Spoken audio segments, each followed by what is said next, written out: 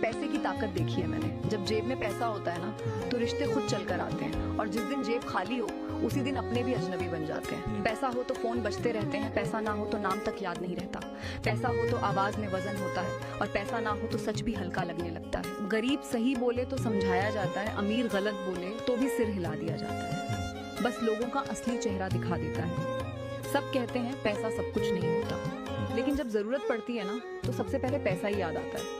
कड़वा है पर सच है। इस दुनिया में पहले इंसान नहीं, उसकी हैसियत